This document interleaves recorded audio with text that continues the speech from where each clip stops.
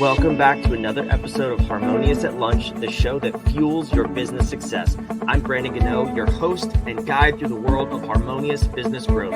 Today, we're unlocking powerful strategies with industry experts to help your business thrive. If you're a business owner, entrepreneur, or executive, you are in the right place.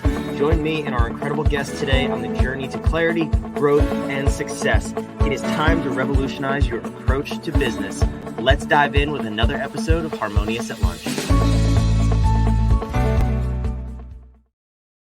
Welcome back into some more bite-sized business advice. And today we're talking about something that could potentially ruin your business. And we want to overcome it. That is anxiety. I know a lot of people personally who struggle with anxiety.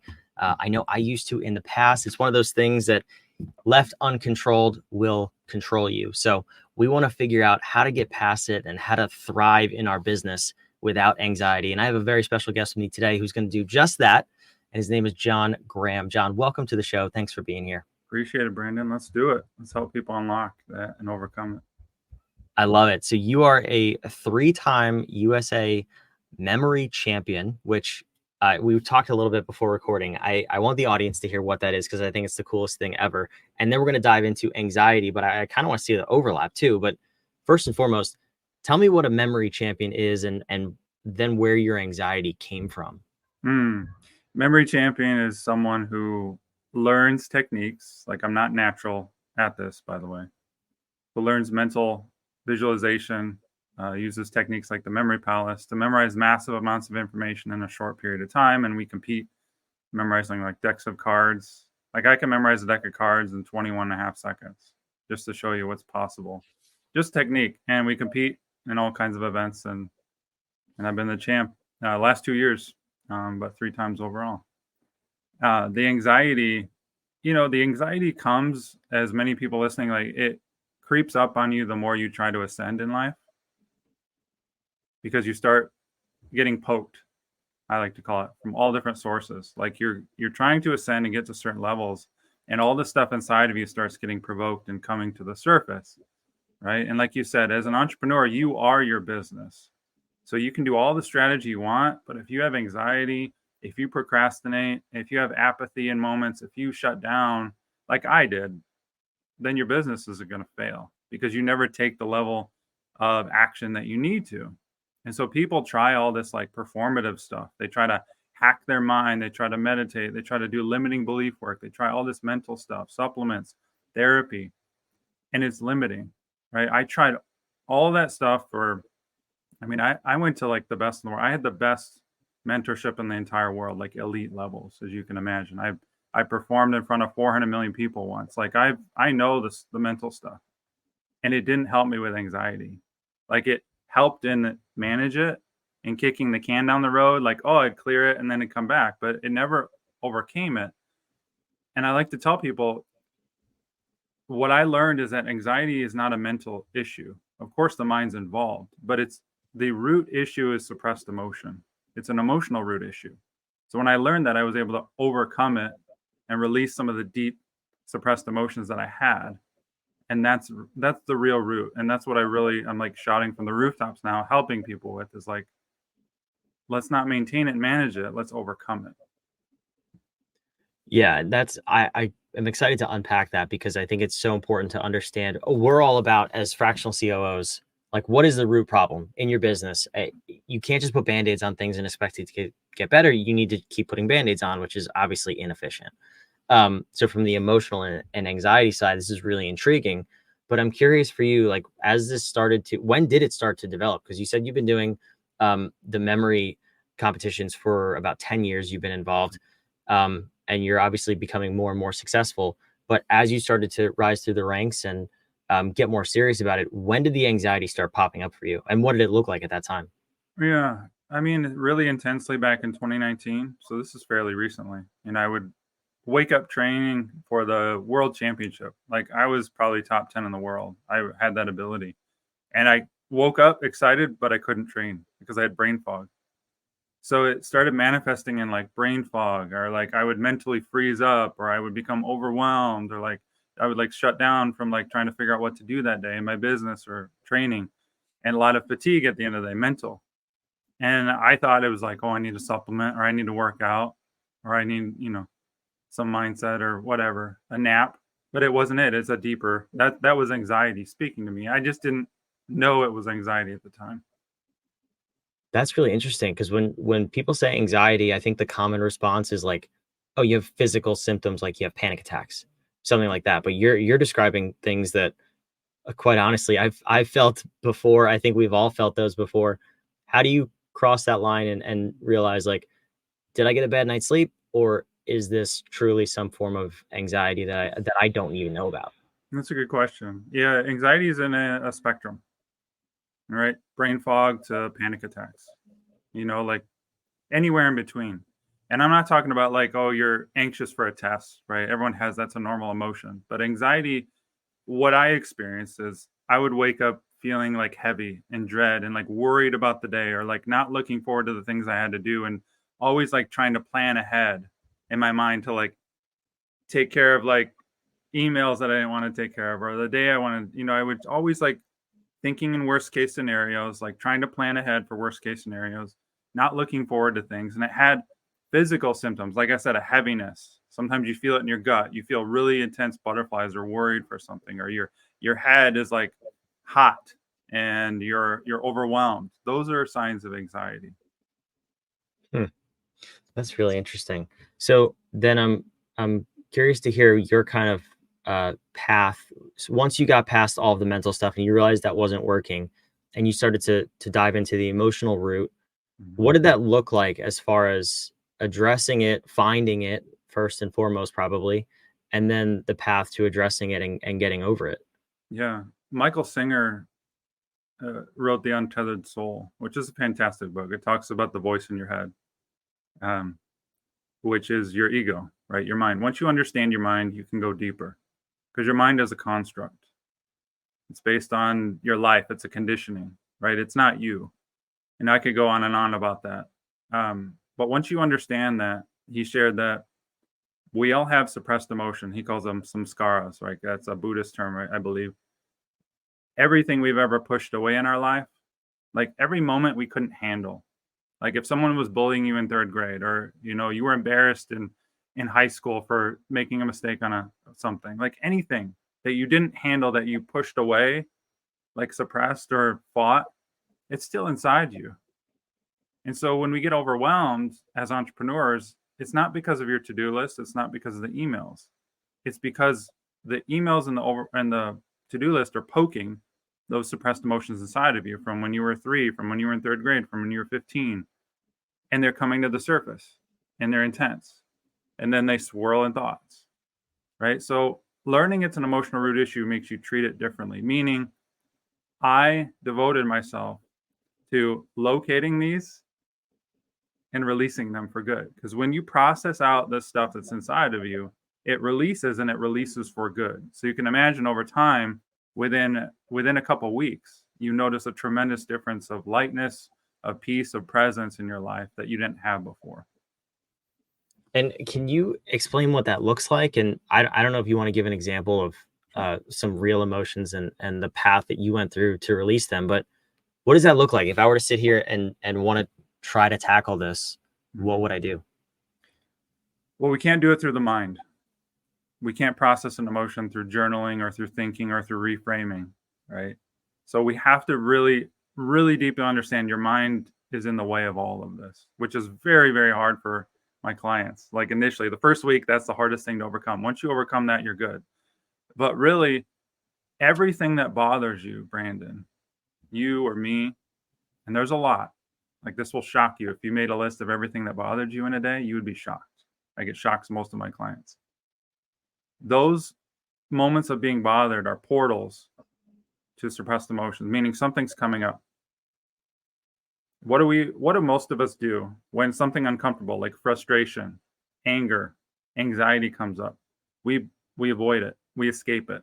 We get our phones, we try to calm down. Like even trying to calm down is avoiding it. Because what I mean, like, what do we need to do? We literally need to let that sensation wash over us, sink into that feeling.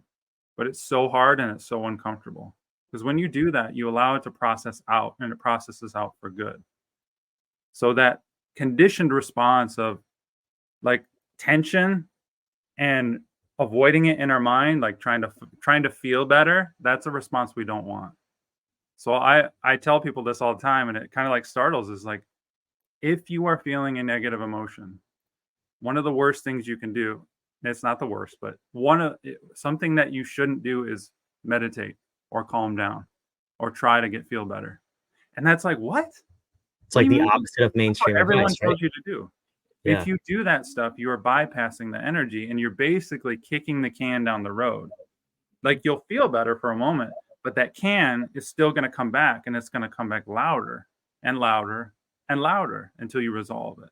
So the best thing you can do is release that mind, which is hard. I get it.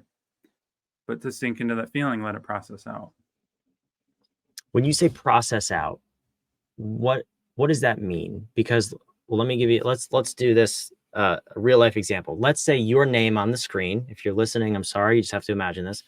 Let's say your last name starts with GR. The R was capitalized, and I know it was just a typo. Let's say it's my fault. Like that bugs me. Yeah, That's yeah. something that would just irritate me, and I would want to change it. Mhm. If I let the mind go, I don't calm myself down. How do I let that emotion process over myself? That's the thing. The emotion is already trying to do what it wants to do. It's just we are the ones tensing up. We are the ones trying to control it. Like anyone who says you should manage or control your emotions doesn't understand what they're talking about. Like I used to think that too. What it means is allowing it to happen, which is the hot topic these days is to let go, to surrender, right? This is literally how to do that. To let and allow that emotion to do whatever it wants to do, which is scary for some. And what's the process to okay, so let's say we do let it happen. Mhm. How does that correlate to that never happening again? So same thing. If this happens, if I got on the next recording, the next person's name is the same thing. The second letter is capitalized, and I know it's my fault again. Is it a process of continuing to just allow it to happen over time and then it will release, or is it a one and done? Sometimes you can do it one and done. Sometimes there's bigger stuff inside of you, as you can imagine. It takes time, right? As far as the letter, I go into this with my clients too. There's an attachment to that R or to that whatever letter. And I'll give you an example. One of the most common attachments, invisible attachments we have is the attachment to being right or correct. It's why we get mad at politicians. It's why we get mad at in relationships. It's why we get mad at all kinds of things. It's because we internally are attached to, I have the right opinion. I am correct here. Like they are wrong, right? It's because we're living in the mind. The mind sees the duality, right and wrong, good and bad.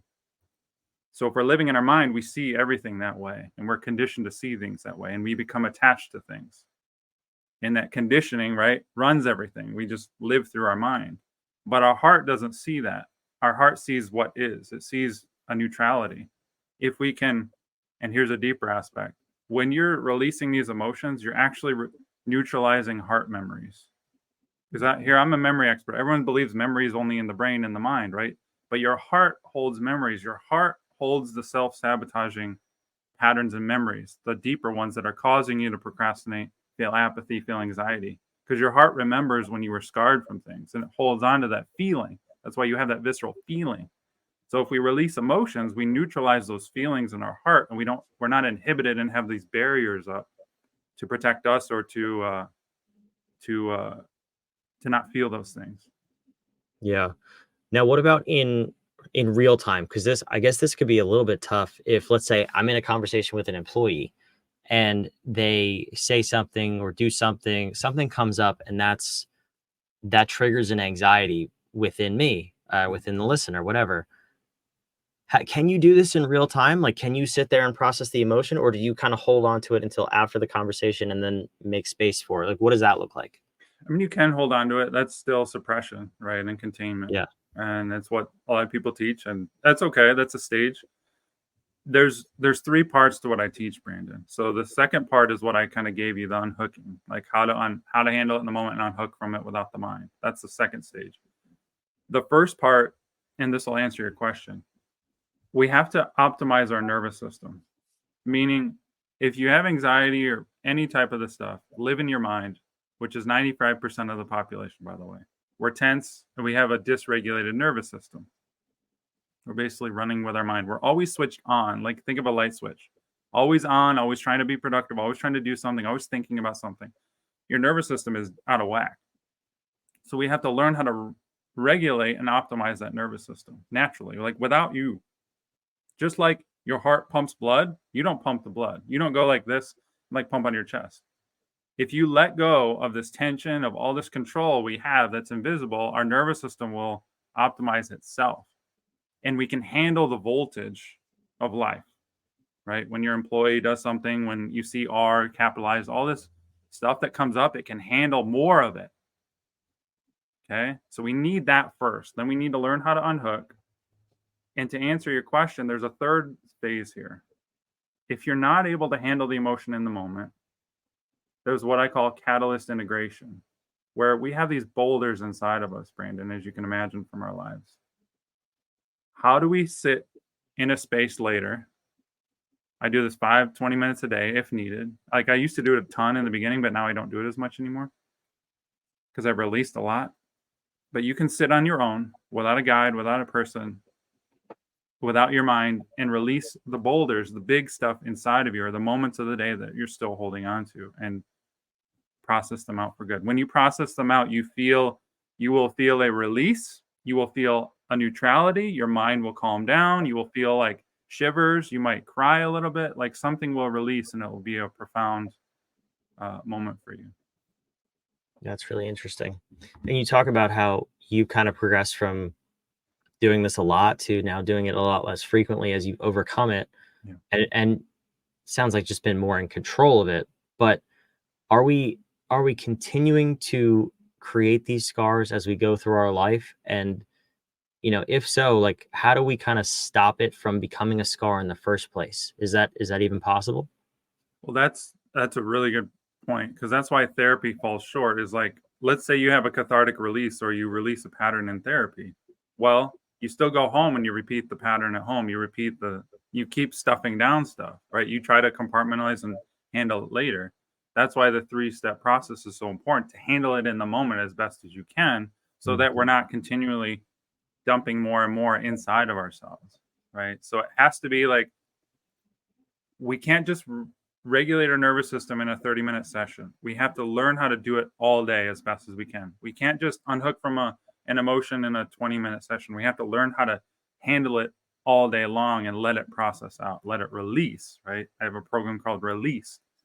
And so that's a very important distinction, is we're not just doing this like learning a piano in 30 minutes, 30 minutes a day. We're embodying this so that it becomes a process where it's natural and it's reconditioned, because it's completely counterintuitive to your natural response. Most of us tense and avoid without even realizing it.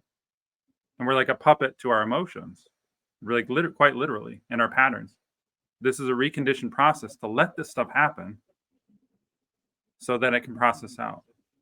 Because, like, I'll give you an even more profound example. I was on a show with 400 million people performing a huge memory feat.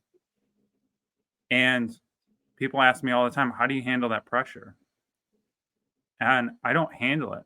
I don't do anything with it. Because if you try to handle it or control it, it gets stronger. The voice in your head, the feeling, it creates resistance. So you have to not only allow it to happen in that moment, but embrace it.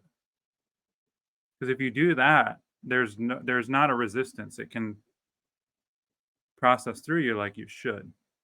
And that's what we want to recondition in people, is like, let's stop avoiding and pushing these down and creating more scars. Let's release it and handle it. Yeah, I like that frame. And you brought up therapy, which, kind of I know it's totally different, and I'm not comparing it, but I'm curious because I've heard some people go to therapy and, they feel better in the therapist's office, but it's location dependent, right? So you do that work there, always feel good in the therapist's office. Then you go out to the real world and surprise, you feel like crap again. So is it the same kind of practice where you have to, the same the same emotion may come up in multiple different locations, like at work, at home, and you have to kind of treat it in both? Or is it like a, it doesn't matter where you are because you're feeling the emotion, not the Band-Aid? Exactly. I mean, it's as simple as I'm saying it. Like, get the mind out of the way. Like, allow the mind to do what it wants to do and allow the emotion to do what it wants to do. Therapy, there's two types of therapy. There's cognitive, which is mental therapy, which is question, question, dig, dig, right? That strengthens all these neural pathways we don't want. This is like, why are you worried? What are you worried about? Like, it strengthens those fears, and it's horrible for you. In my opinion, like, there's a stage for it. Understanding a pattern cognitively, there's a stage, there's some benefit to that. But on the deepest level, we have to release it. And so understanding cognitively that R is triggering me doesn't help with the trigger. You still get bothered by it internally. And same thing with, there's a EMDR, there's like emotional based therapy, which is cool. You get these cathartic releases in a 30-minute session. But then you go back home into your life and you're repeating the invisible pattern that's holding it in. So that's why those are limiting. And that's why learning how to handle it on your own, because as you can understand, it's very, very simple. It's just very difficult to retrain that. But those are limiting aspects. Like, therapy is very limiting when you're trying to really release the root. Yeah, this is fascinating, John. I really appreciate you coming here and unpacking this a little bit. I'm sure, you can go miles deep on this stuff, and you probably should, to really get to the root cause of things. But you have an offer for the audience. You have let me put it on the screen here. Talk to me about that real quick before I let you go. Yeah, I have an 8-week transformational process to release these boulders for good, to transmute them into your highest potential, like literally hold the capacity of your highest potential, these invisible qualities. But if you want to get started, go to releasepanic.com/free. I have a video that talks about this emotional root issue and how you can get started to release these boulders inside and to make this transition either on your own or with some guidance, right? And it puts you on my email list so you can get more updates too. But as you can understand, it completely flips the script of what we're told, that it's not mental health and mental performance. It's emotional root issue. Yeah, that's awesome. I love it. It's on the screen here. That website is also releasepanic.com/free, down in the show notes, wherever you're watching and listening. John, I really appreciate you being here and sharing this. I think the way you describe it, it seems like it's a lot more prominent than I think we even know and realize. And it may be something that all of us are dealing with on some level that we should probably check out. You're nodding your head like, hey, dummy, you finally figured out. Yeah, loud and clear. No, Thank you. Appreciate 100%. that. We're all subject to suppressed emotions and conditioning. If you're a human being and you got blood pumping, yes, 100%. But Yeah, most of our audience is made up of human beings, so we should all go check that out. No, John, but I love to end the episodes with a question from you to the listener. We believe that powerful questions get powerful answers, and in terms of tackling this and getting to that next level in your life and releasing the barriers of what's holding you back potentially, what is a powerful question that the listener should ask themselves in the context of this conversation until they get that powerful answer? Oh my gosh.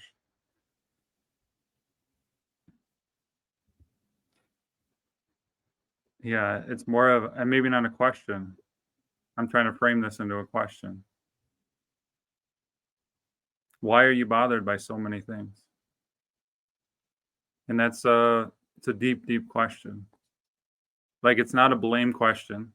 It's not like you're stupid. But if you really ask, why am I not okay on the inside? That's a better question. You start getting these answers that I found. That's emotional root. Where does this come from? So why am I not okay on the inside? Sit with that question. You'll get a deeper answer. I don't want to sit with that question. That's a little too powerful of a question for me. My wife asks me that all the time. Why are you bothered by so many things? So maybe I should answer it. I think that's a good inclination for me. I appreciate that question, John. I hope you take that and you sit on that as the listener, because that is going to open some doors for you. And it's on the screen, releasepanic.com/free. Wherever you're watching and listening, I appreciate you being here. Make sure you subscribe and rate the show. We'd love to hear your feedback. Do you love episodes like this? Do you want more business? Do you want more mindset? Do you want more health? I want to know. We want to put on a better show for you. We'll see you on the next episode of Harmonious at Lunch. Thanks for being here. Thanks.